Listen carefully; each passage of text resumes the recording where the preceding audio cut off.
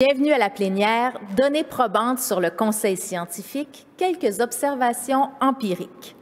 Les gouvernements font appel à de nombreuses expertises pour informer les personnes qui développent et qui mettent en œuvre les politiques publiques. Mais quelles sont les particularités du processus dans la francophonie lorsqu'il est question de connaissances scientifiques? Veuillez accueillir votre modératrice, Mona Nemer, conseillère scientifique en chef du Canada, ainsi que vos panélistes, Rémi Quirion, scientifique en chef du Québec et président élu de l'INSA, Madiang Diallo, directeur de l'animation scientifique, conseil économique, social et environnemental du Sénégal, Françoise Bélis, professeure à la faculté de médecine et au département de philosophie de l'Université Dalhousie et membre de la Société royale du Canada et de l'Académie canadienne des sciences de la santé. À vous l'honneur, Madame Nemer. Eh bien, merci beaucoup. À mon tour de souhaiter la chaleureuse bienvenue à tout le monde pour cette journée de la francophonie.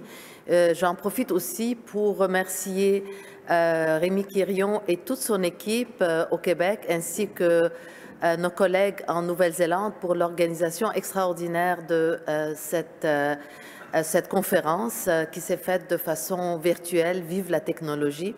Et à vous tous qui vous êtes joints à nous de façon en présence ou virtuellement. Alors, on a écouté le premier panel donc, sur les conseils scientifiques. On a entendu déjà que finalement, il y a une diversité de conseils scientifiques, une diversité d'acteurs, de receveurs des conseils scientifiques, aussi une diversité de circonstances. Évidemment, notre expérience récente de la pandémie colore beaucoup notre vision des choses. Il serait peut-être intéressant de considérer comment le conseil scientifique devrait être ou quelles sont les priorités en temps normal et se préparer au temps de crise. Et donc, les établissements, les individus, les responsabilités pourraient fort bien différer. On a les académies, on a les scientifiques en chef, on a les groupes aviseurs, on a les task force, on a entendu tout ça. Alors, j'ai vraiment bien hâte d'entendre nos collègues sur ce panel qui vont nous dire finalement qu'est-ce qui se passe, dans quelles circonstances et qu'est-ce qui est finalement les forces, quelles sont les forces et les faiblesses ou les défis de chacun des systèmes qu'on peut mettre sur place. Évidemment, la partie internationale est extrêmement importante. Il y a la coordination internationale, il y a qui parle au nom de qui, de façon évidemment nationale, mais aussi internationale. Tous donc des sujets extrêmement intéressants et des questions que nos panélistes vont certainement traiter. Alors, sans trop tarder, j'aimerais donc donner la parole à chacun d'entre eux pour nous donner une perspective avant de passer donc à la période du débat et des questions. Et j'invite encore une fois les participants à nous faire part de leurs questions. On essaiera de les traiter autant que possible donc, dans le temps que nous avons. J'aimerais aussi demander aux panélistes de façon plus spécifique s'ils ont des questions que les panels qui vont avoir lieu, les panels thématiques devraient examiner, aussi d'en faire part là, aux collègues, parce qu'évidemment, il n'y a pas juste la pandémie, on a entendu, il y a l'éducation, il y a l'environnement, on a bien des défis sociétaux qui méritent des conseils scientifiques de façon permanente. Alors voilà, sans trop tarder, donc je passe la parole à notre premier panéliste. Donc j'invite le professeur Diallo à nous faire part de ses réflexions.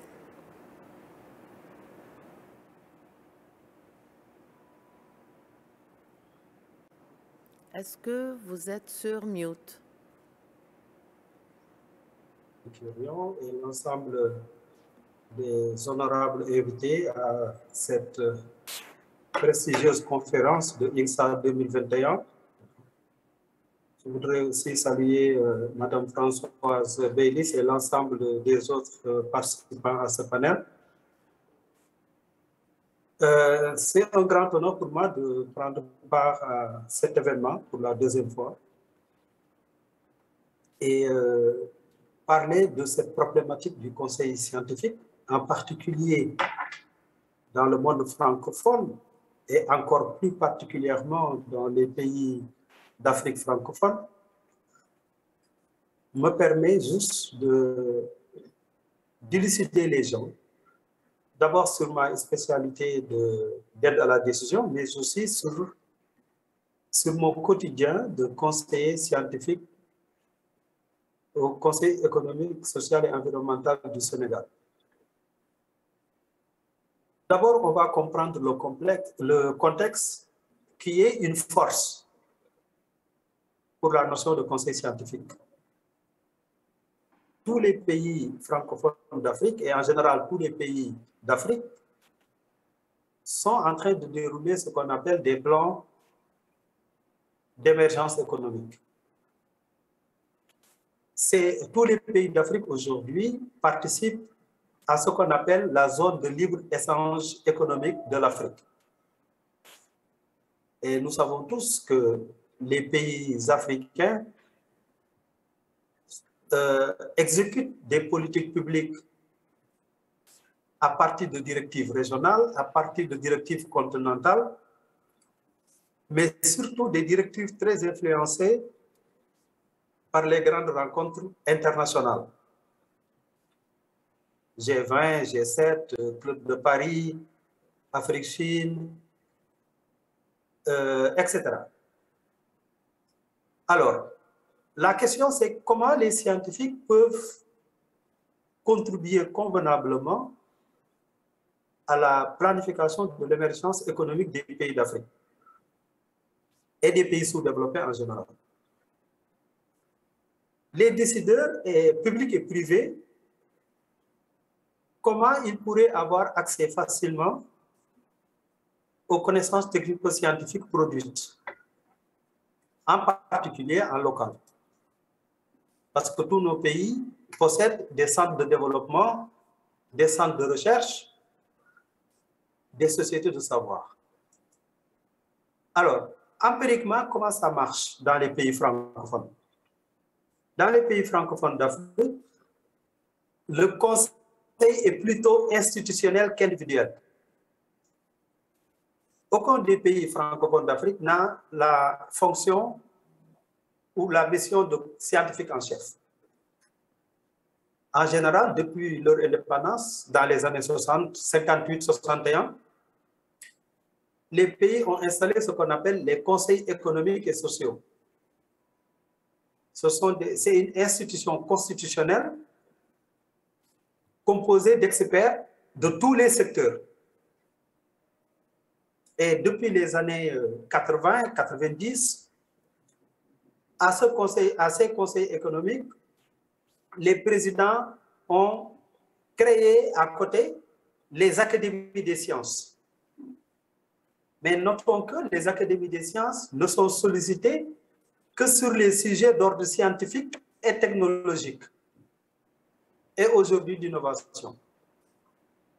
Alors, donc, les gouvernements, de manière privilégiée, sollicitent les conseils économiques et les académies des sciences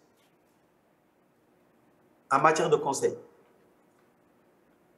Alors, maintenant, qu'est-ce que nous constatons? Nous constatons, malgré l'existence d'institutions de conseil, malgré l'existence d'académies des sciences, malgré l'existence de grands experts dans tous les domaines, que ce soit dans le gouvernement ou dans le monde scientifique, dans le secteur privé ou la société civile, tous ces pays sous-développés, particulièrement en Afrique, ont des problèmes de mise en œuvre de leur planification de développement économique. Mais ils n'arrivent pas à savoir les raisons. Malgré que la Banque mondiale arrive, aide à créer une bonne vision, les politiques ont une bonne volonté, les moyens financiers et techniques y sont, mais malheureusement, ça ne marche pas. Alors, les scientifiques de leur côté, le secteur privé et les ONG produisent beaucoup de résultats. Et ces résultats restent dans les cerveaux, les ordinateurs ou sur du papier. De l'autre côté, ceux qui sont chargés du conseil, les institutions de conseil, les académies des sciences, donc les conseils économiques et sociaux et les académies des sciences, qu'on peut appeler les institutions de conseil, eux passent tout leur temps à diagnostiquer les problèmes des pays, envoient annuellement des rapports ou réagissent sur sollicitation des gouvernements. Mais les solutions sont là et demeurent encore les problèmes. Alors, comment comprendre le blocage? En réalité, les ministères qui sont chargés d'exécuter la politique publique arrivent à l'Assemblée nationale en général entre septembre et octobre, novembre, défendre leur politique pour l'année suivante, alors que les institutions de conseil sont en train de réfléchir sur les problèmes pour transmettre au gouvernement leurs recommandations au mois de janvier. Au mois de janvier, le gouvernement est en train d'exécuter ce qui a été voté à l'Assemblée nationale. Donc, on note nettement un problème de timing entre le Conseil et la prise de décision. Les institutions de conseil n'ont aucun lien direct avec la définition de la politique publique.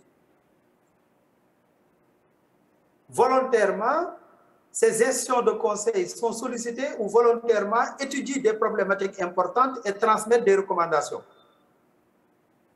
Mais en ce même moment, le gouvernement est en train d'exécuter autre chose.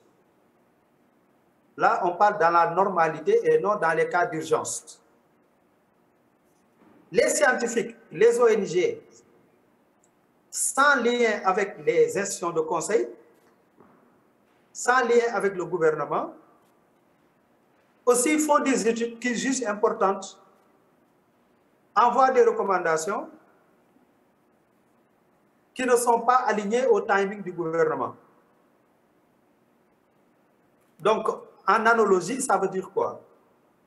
Pour résumer tout ça, ça veut dire que, prenons le cas de malades, médecins et pharmaciens. L'État et les populations sont les malades. Donc, leurs symptômes, c'est les problèmes de mise en œuvre et les besoins sociétaux de base. Les médecins, ce sont les institutions de conseil. Quand les malades arrivent, ils diagnostiquent les maladies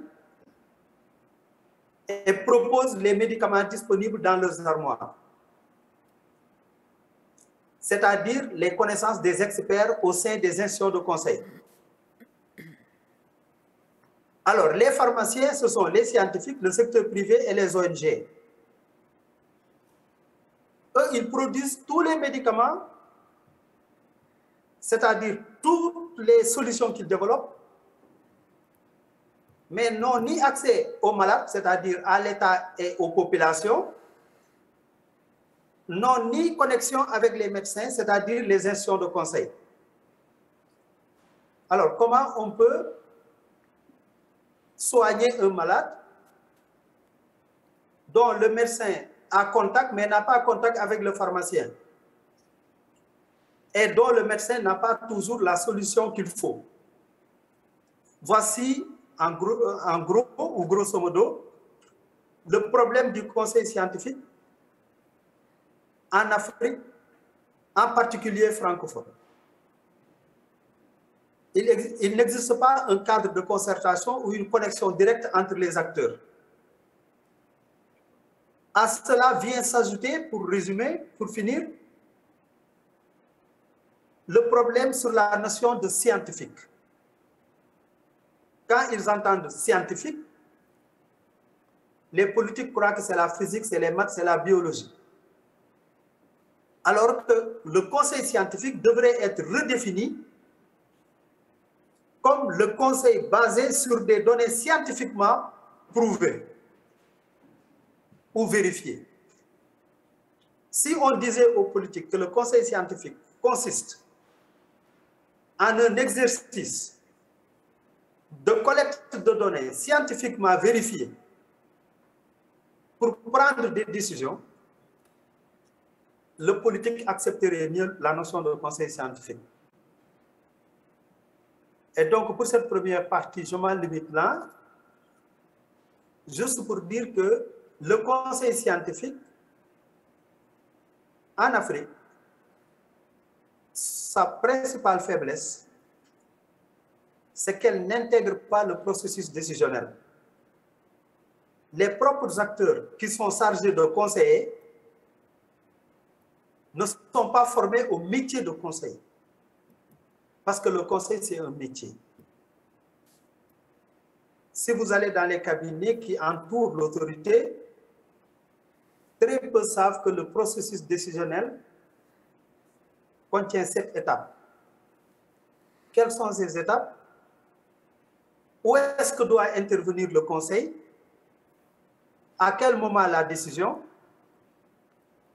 Quel est le risque autour de la décision? C'est l'ensemble de ces choses qui sont les grands défis des organismes comme INSA et tout autre organisme qui aide les États à former le personnel des cabinets pour comprendre la différence entre conseil, décision, maîtriser le processus décisionnel. Alors, je vais vous remercier. Madame la scientifique en chef, je voudrais vous remercier.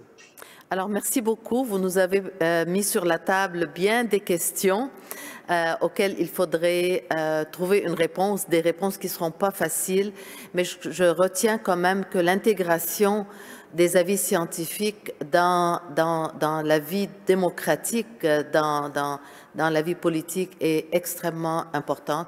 Et sans trop tarder, j'aimerais passer la parole au professeur Baylis pour nous faire ses remarques. Et je vous demande, s'il vous plaît, de garder en tête qu'on veut avoir un peu de temps pour un peu de questions des participants. Bonjour à toutes et à tous.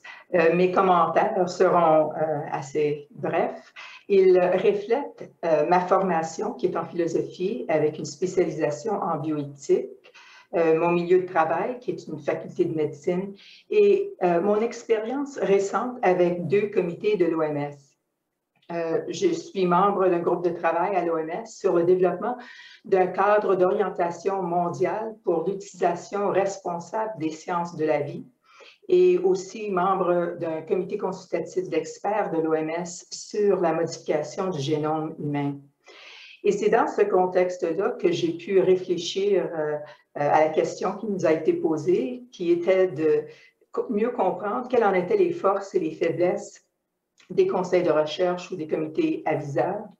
Et ma perspective, c'est que beaucoup dépend de soit la présence ou l'absence de 1, la multidisciplinarité, 2, les compétences interpersonnelles parmi les membres du comité, l'engagement à l'éducation, l'engagement et l'autonomisation du public, du grand public, et l'importance de gagner le respect et la confiance de la part des politiciens et le grand public. Alors, brièvement, je vais élaborer sur chacun de ces points. Premièrement, de plus en plus, on sait très bien que la science est multidisciplinaire et donc ma perspective, c'est que la gouvernance doit également être multidisciplinaire. Et plus spécifiquement, ça veut dire inclure la perspective des personnes dans les sciences sociales et humaines. À mon avis, ces chercheurs non scientifiques ont une perspective et des connaissances qui peuvent contribuer et qui seraient très utiles. De plus, je pense que de plus en plus, il faut faire attention aux perspectives culturelles et aux connaissances et aux perspectives autochtones. J'ai aussi dit avant que c'est très important de mettre en phase non seulement sur la formation et les connaissances, mais aussi sur les compétences interpersonnelles. Et dans ce cadre, j'aimerais suggérer que parmi les membres, il faut avoir des personnes qui vont assumer le rôle de diplomate. C'est une personne qui va vraiment tenter d'aider les autres membres du comité à atteindre des compromis tout en préservant leur intégrité. Et deuxièmement, il faut avoir quelqu'un dans le rôle d'architecte. Et ça, c'est quelqu'un qui est capable de créer des espaces accueillants pour que le débat et la discussion puissent avoir lieu dans un contexte de respect. Mon troisième point était sur l'importance de l'éducation, l'engagement et l'autonomisation du grand public. Et pour moi, ça, c'est quelque chose de très important si on veut bien comprendre et respecter le fait que le grand public a de quoi à dire sur ce qu'il en est de la priorisation de divers sujets qui pourraient être abordés par les chercheurs. Et là, il s'agit d'une recommandation explicite du comité dont j'étais membre sur la gouvernance du modification du génome humain. Et j'ai raison de croire que ça va être dans d'autres rapports qui vont venir de l'OMS. Dernièrement, j'aimerais juste dire que avec ces expériences récentes au plan mondial, il y a deux choses que j'ai vues de près que je pense qu'il faut vraiment tenir à cœur. Premièrement, c'est l'importance du développement, au renforcement des capacités dans les pays à revenus faibles et intermédiaires. Et il y a une responsabilité là, à savoir comment accroître la participation, non seulement dans les domaines scientifiques, mais aussi dans la gouvernance de la science. Et j'aimerais terminer en soulignant le fait qu'il faut vraiment être très attentif à la nécessité de gagner le respect, la confiance des politiciens et du grand public. Merci. Merci beaucoup, Françoise. Je crois que vos propos s'ajoutent, n'est-ce pas, à ceux de notre premier panéliste en termes de, finalement, la légitimité et aussi l'intégration dans le processus démocratique, le rôle du public, finalement, qui sont les récipiendaires ultimement de toutes les décisions qui sont prises à la lumière des avis scientifiques. Et la partie, je crois, qui revient sans arrêt, c'est la partie culturelle, la partie communication, à l'intérieur, finalement, des conseils scientifiques eux-mêmes, mais aussi avec les décideurs et le grand public. Alors, Rémi, je me tourne vers toi pour nous donner des perspectives de tes 10 années. Donc, je profite pour souligner que Rémi est le scientifique en chef du Québec depuis maintenant 10 ans. Alors, bon anniversaire, Rémi, puis aux prochaines 10 autres années. Merci bien, merci Mona et merci à Magdiane et à Françoise. Là. Deux volets que je voudrais toucher rapidement. Le volet associé à INGSA, ce qu'on voudrait faire dans le cadre de ce nouveau réseau-là, et aussi mon expérience sur le terrain ici au Québec. Côté d'INGSA, et suite aux discussions de la première session ce matin, dans notre tête, ce n'est pas du tout le modèle de scientifique en chef ou de conseiller en chef qui est un modèle unique que tout le monde doit adopter. Ce n'est pas ça du tout. Mais c'est d'avoir une structure pérenne partout à travers le monde, dans la très grande majorité des pays, d'avoir quelque chose qui est là, qui existe, qui est agile et responsable. Donc, ça peut être des académies, ça peut être des comités, ça peut être des scientifiques en chef, mais dépendamment de la culture de chaque pays, de chaque région, on adapte et c'est ce qu'on veut faire, aider à bâtir ce genre de structure-là et surtout les collaborations entre les intervenants des différents pays, apprendre un de l'autre comme ça a été discuté le matin. Pourquoi pérennité? Et probablement que Mona pourra en discuter aussi, là. Lorsqu'on arrive dans l'urgence, comme la pandémie, c'est difficile de créer des liens, des nouveaux liens avec les hauts fonctionnaires, avec les décideurs, avec les élus dans l'urgence. Donc, d'avoir bâti des liens avant, c'est absolument essentiel. Et je dirais peut-être la leçon que j'ai appris le plus en 10 ans, là, deux mots-clés, transparence avec les élus, avec les hauts fonctionnaires, avec le public, et aussi confiance. Et ça a été mentionné à quelques reprises, François l'a mentionné, vraiment avoir ce lien de confiance-là avec nos patrons, entre guillemets, mais aussi avec la société civile, avec nos concitoyens, et inviter nos concitoyens à participer davantage dans la vie, tout ce qui touche au conseil scientifique dans nos régions et dans nos pays. Le Québec, le modèle que l'on a ici, est un peu unique. C'est pas parfait, mais bon, c'est ce qu'on a pour l'instant. Et il y a quand même certains avantages. Certains, lorsqu'est arrivée la pandémie, je dirais déjà au mois de janvier, vu des interactions avec la santé publique ici, on a discuté de différentes façons de faire.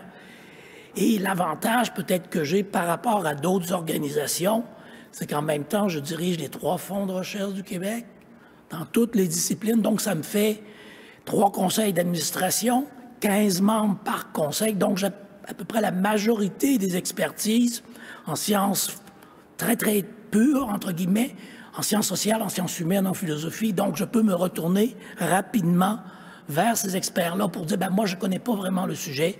Pouvez-vous m'aider? Très rapidement, on a été dans l'urgence, bien sûr, avec des comités santé publique, ministère de la Santé et Services sociaux, un bureau du premier ministre et Fonds de recherche du Québec. Et très rapidement, étant donné qu'il y avait la possibilité d'avoir accès à des budgets conséquents relativement rapidement, ça nous a permis de prendre des actions et vraiment de travailler avec les chercheurs sur le terrain, comment aider. Et ça nous a amené, par exemple, à créer un réseau de recherche sur les pandémies, à créer une biobanque d'échantillons de personnes qui ont souffert de la COVID, etc., etc. Donc, ça a permis de réagir rapidement, d'être agile et par la suite de faire des partenariats, beaucoup de partenariats avec MONA, avec l'équipe de MONA, avec le gouvernement fédéral. Et ça, c'est très, très, très bénéfique. Donc, ce que j'espère, une leçon de cette pandémie-là, même si ça n'a pas été parfait, c'est qu'on a réussi à faire des choses dans l'agilité, de se retourner rapidement, toujours dans l'excellence, c'est pas de l'improvisation, mais j'espère qu'on va garder ça dans le futur pour être capable de réagir rapidement face à d'autres grands défis de société. On peut penser, par exemple, au changement climatique. Merci bien.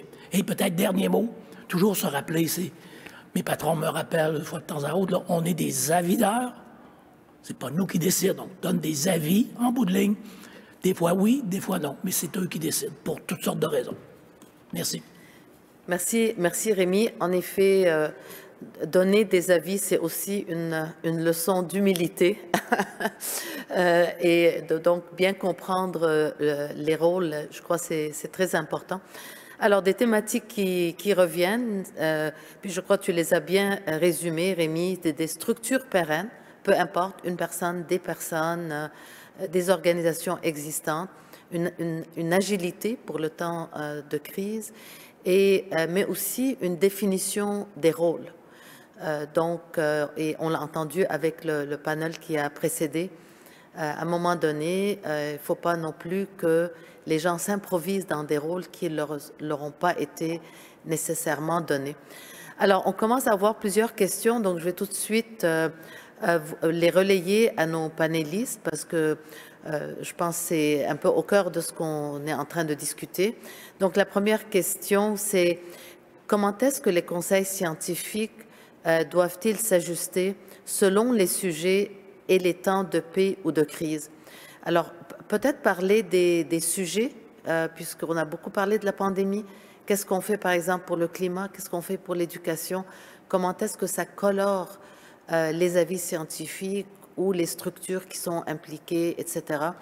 Je ne sais pas s'il y a quelqu'un qui aimerait commencer à répondre à cette question. Françoise, tu as parlé de la gouvernance de la science. Je crois que c'est quelque chose qui est très important, qui doit accompagner la gouvernance, des avis scientifiques. Oui, un bref commentaire. Je pense que ce qui est très important, mais aussi très intéressant de la façon que ça a été exprimé par Rémi, c'est qu'il a parlé de son patron et la société civile comme si ce n'était pas la même chose. Et dans un certain contexte, je peux bien comprendre comment c'est différent et de qui on parle quand on dit le patron. Mais dans un contexte démocratique, de plus en plus, c'est la société civile qui veut être le patron. Et ce qui arrive dans ce contexte-là, c'est que la société civile n'a pas toujours confiance dans les scientifiques. Il y a le manque de confiance, de respect que j'ai déjà mentionné. Et c'est pour ça que j'avais mis emphase sur l'éducation, l'engagement et l'autonomisation du grand public. Parce que de plus en plus, et on l'a vu certainement avec la pandémie, on le voit un peu avec le climat, je l'ai vu avec la modification du génome humain, il y a des perspectives qui prennent de l'avant, qui ne sont pas toujours bien noyées dans la science.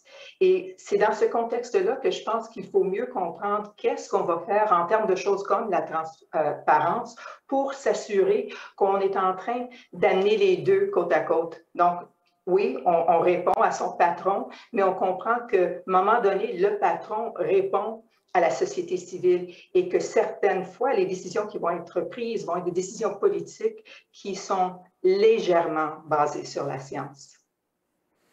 Merci François. Je me demande, Monsieur Diallo, si vous voulez nous contextualiser aussi ceci, parce que vous avez beaucoup parlé du disconnect dans une certaine mesure entre les avis scientifiques, le processus de prise de décision.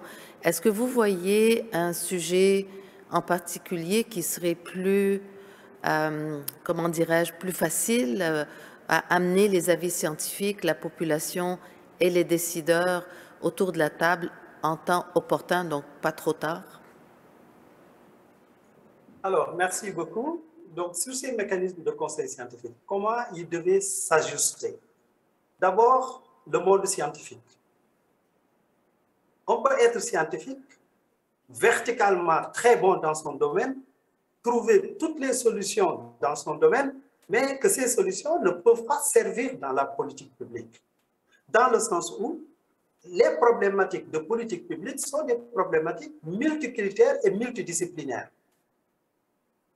La construction d'un pont, on peut inviter le meilleur génie civil du monde. Il fait les meilleurs calculs structurels du monde. Mais au moment de mettre le pont, on va utiliser un sol qui fut un espace d'agriculture familiale. On va récupérer ce sol de ces familles. On crée le chômage. Il y a des problèmes culturels. Des fois, il y a des problèmes religieux. C'est l'agrobusiness contre l'agriculture familiale pour construire le pont. Des fois, c'est des problèmes diplomatiques. Vous voyez, donc la personne peut être expert verticalement et ne pas servir son gouvernement. Il a toutes les connaissances et toutes les solutions dans son domaine. Les scientifiques doivent apprendre à être plus transversales, c'est-à-dire sortir du vertical et descendre. Essayer de se transversaliser en acceptant que leur solution contribue à une solution plus globale, multidisciplinaire, qui tend sur plusieurs axes. C'est ça, aider le gouvernement en matière de conseil scientifique. De l'autre côté, les décideurs publics et privés doivent savoir qu'aucune entreprise ne va se développer sans les connaissances technico-scientifiques et l'innovation. Et aucun État ne va se développer que par la politique. Toutes les décisions d'ordre politique incarnent d'une certaine manière le besoin en solutions scientifiques. Donc, ces données scientifiquement vérifiées doivent être collectées. Maintenant, la grande problématique, c'est comment les collecter. Les institutions de conseil et les académies ont démontré leur insuffisance en matière de collecte de données probantes. Donc, ça veut dire que dans tous les démembrements des gouvernements, il devrait exister des jeunes de niveau master, de niveau doctorat, qui ont l'habitude de faire de la recherche, qui savent ce que c'est que la preuve scientifique. Qu'on mette, dans les pays anglophones, ils ont ce qu'ils appellent Science Advisor. Mais Science Advisor de niveau bachelor, de niveau master. Le monde francophone devait adopter ce système. Dans toutes nos directions et nos ministères, laisser une personne là-bas qui est chargée d'aller connecter les connaissances. Quand il s'agit de changement climatique, quand il s'agit d'érosion côtière, quand il s'agit d'épidémie, d'aller vers les universitaires, vers les producteurs de connaissances et de données probantes pour collecter ce qui existe là-bas et mettre à la disposition des conseillers de cabinet. C'est pour leur dire qu'attention, on est en train de penser à telle décision, mais la science a déjà étudier cela et voici ce qu'on trouve sur place. Ce sont des mécanismes de cadre de concertation. Il faut qu'il y ait fréquemment des séances d'animation entre le secteur privé, la société civile, les scientifiques et les cadres de gouvernement.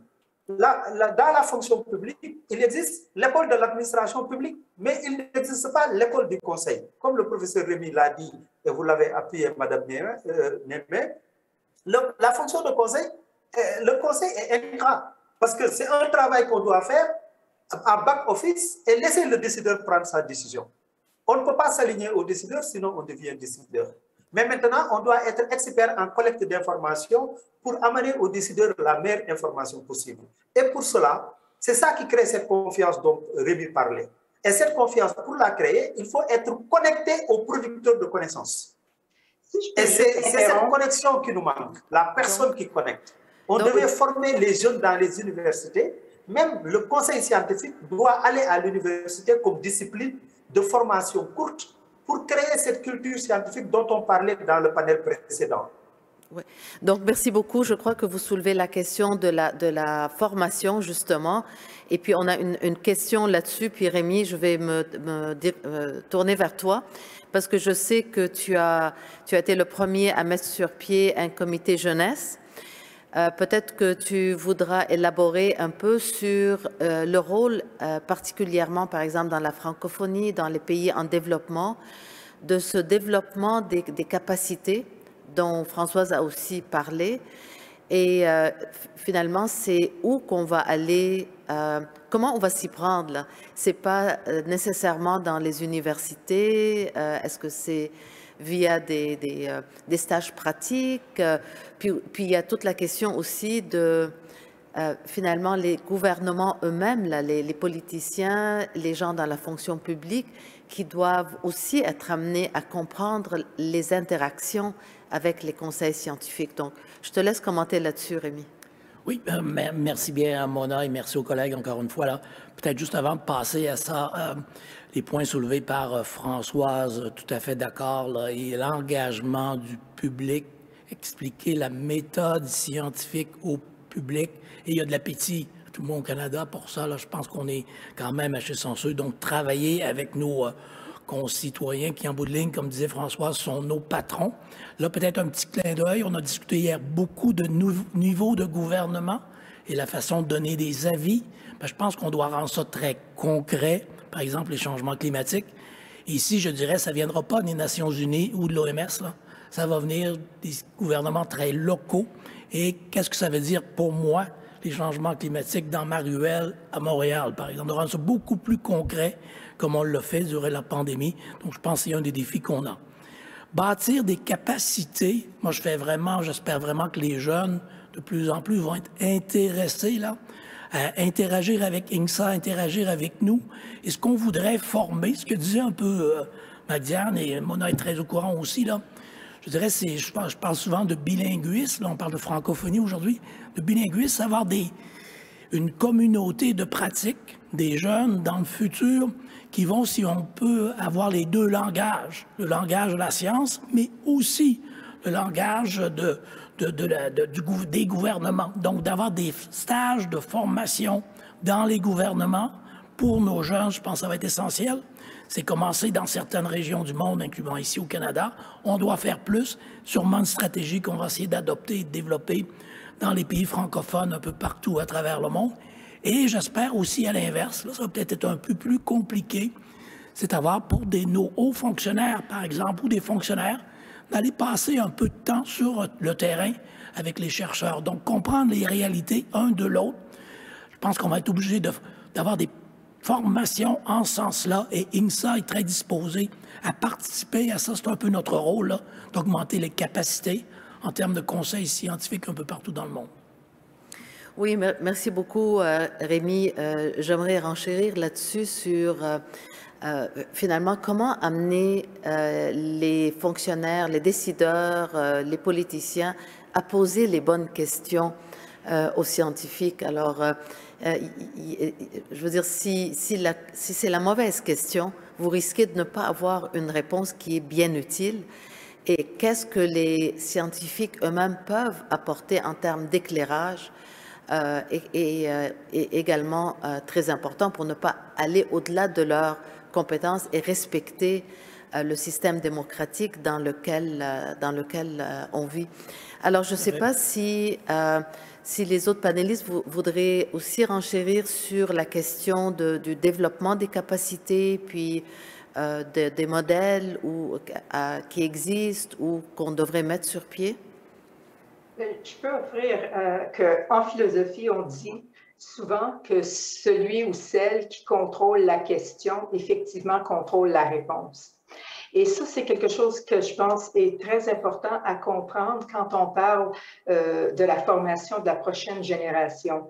Et ce n'est pas uniquement une formation dans un domaine de la science, mais je vais me répéter un peu pour dire c'est une formation pour développer certaines capacités interpersonnelles, certaines compétences interpersonnelles.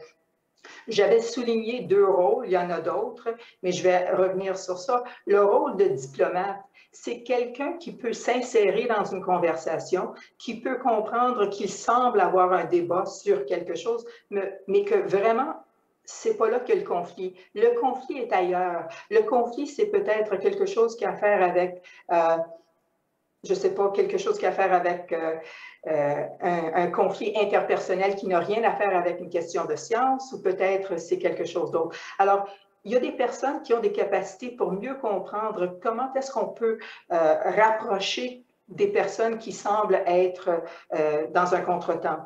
Il y a le rôle d'architecte, et ça, c'est vraiment très important quand je dis créer des espaces accueillants.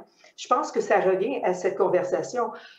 Il n'y a pas plusieurs politiciens qui se sentiraient confortables dans un labo.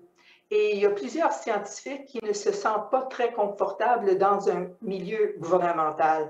Alors, je pense que ce qui est très important, c'est quelque chose que je sais que vous avez mis en œuvre déjà, c'est d'avoir ces conseils de jeunes et de les encourager de passer du temps avec des personnes qui ont une autre formation, un autre intérêt pour mieux développer leurs propres compétences. Et je veux juste ajouter un autre petit point. Dans un contexte international où j'ai eu le privilège de travailler, il faut accepter qu'un grand défi, c'est que le langage du travail, c'est l'anglais. J'étais membre d'un comité, on était à peu près 18, il y avait peut-être 3 francophones, 2 des 3 francophones étaient bilingues, alors on a pu facilement contribuer à la discussion, mais un francophone avait beaucoup de difficultés à contribuer. Ça ne veut pas dire qu'il n'avait pas des compétences, qu'il n'avait pas beaucoup de bonnes idées, mais il faut comprendre qu'il y a une barrière ou il y a une faiblesse importante à ce niveau-là et je n'ai pas la réponse. Mais Françoise, dans une certaine mesure, c'est d'où l'importance là, finalement d'un réseau francophone pour pouvoir justement profiter des compétences, des contributions de tout le monde sans que la langue soit une barrière. Donc, je pense que vous soulevez une question qui est extrêmement importante là. Monsieur Diallo, est-ce que vous voulez nous donner votre perspective rapidement sur le développement des capacités peut-être? Alors, dans ce développement de la capacité, vous avez raison que c'est plus que nécessaire. En réalité, pour aider les décideurs à mieux définir les problèmes, ce n'est pas le rôle du décideur de définir le problème. Le décideur, lui, son rôle, il devrait le comprendre, c'est avoir une vision ou une ambition. C'est au conseiller qu'on doit former, capaciter pour qu'il puisse dimensionner l'objectif. Aujourd'hui, les conseillers confondent ambition et objectif. Quand le décideur veut quelque chose, le conseiller commence à exécuter. Mais entre-temps, il n'a pas collecté l'information. Il ne l'a pas analysée. Qui est-ce qui détient l'information? C'est le scientifique. Donc, le rôle du décideur, c'est vision ou ambition. Le rôle du conseiller, c'est définir l'objectif en collectant l'information et en l'analysant pour mieux dimensionner l'objectif. Et le rôle du scientifique, c'est de produire les données probantes, comprendre l'objectif qui a été dimensionné par le conseiller et comprendre en même temps la vision et l'ambition.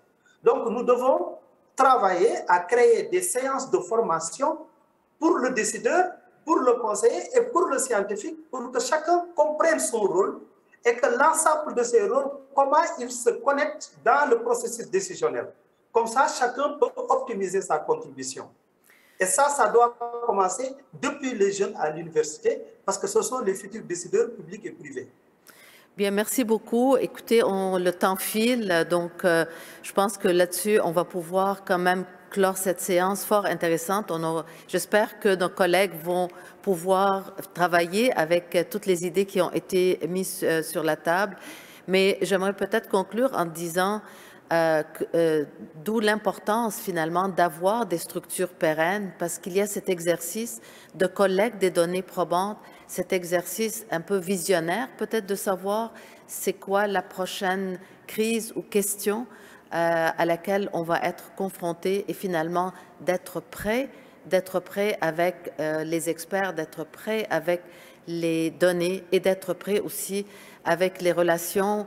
Et là-dessus, je crois que ce que Françoise a mentionné en termes de diplomatie est extrêmement importante. La diplomatie à l'intérieur du Conseil, à l'intérieur de nos pays et évidemment à l'international. Alors, je vous remercie tous et toutes de vous être joints à nous et je vous souhaite une bonne continuation pour les discussions qui s'en viennent un peu plus tard. Peut-être, Mona, juste un Rémi, oui. Juste un petit mot en terminant. La journée d'aujourd'hui, suite à ce que Françoise vient de dire, la journée d'aujourd'hui est organisée par 2 diplomates, là, Clément Duhem et Michel Audet. Que je souligne sont avec nous et que je remercie pour tout le travail qu'ils ont effectué et toutes les pensées qu'ils nous ont également données dans la construction de cette journée de la francophonie. Alors voilà, merci beaucoup. Au revoir. Merci beaucoup.